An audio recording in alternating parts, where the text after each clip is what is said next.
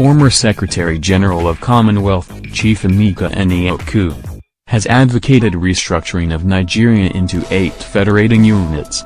Anyaoku spoke at a symposium on leadership and the future of Nigeria which held at the Shell Hall, Musin Center. Anyaoku described a leader as someone who possessed to a good degree among other things the following attributes: the capacity to inspire and form an affinity with the people that the leader is leading. The capacity to have an articulate vision of where he or she plans to take the country concerned. The capacity to deliver electoral promises and the capacity to be identified with and been seen to be tackling the challenges facing the people he or she is leading. Hence, leadership is primarily about service, and servant leadership enables the building of trust with continuing inspiration of the people.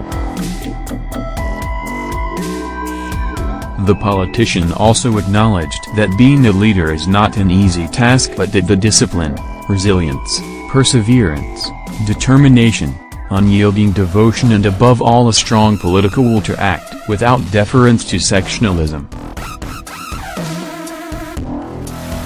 According to him, leadership in Nigeria and any other country is best practiced in a conducive political and governance structure. Anyaoku said restructuring of Nigeria will lead to emergence of good leaders for the country. I believe that restructuring Nigeria's present governance architecture by returning to the provision of the 1960 and 1963 constitutional arrangement will not only help the emergence of a leadership that will pave a way for national rebirth, but will also put the country on a more matured path to political stability.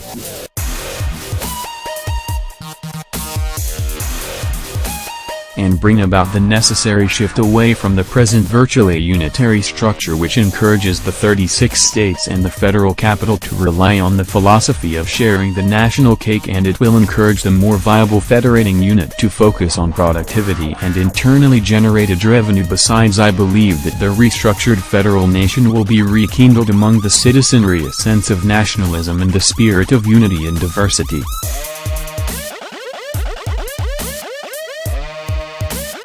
The more viable and fewer federating unit will also discourage the do-or-die politics which is in competition for the all-powerful center within the country, he said.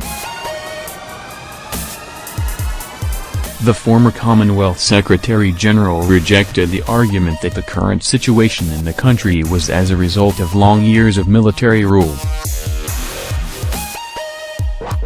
He noted that Nigerian politicians who have been involved in encouraging and supporting the various coups and whose brand of politics has promoted corruption and divisiveness in the polity have their fair share of responsibilities for the current state of Nigeria.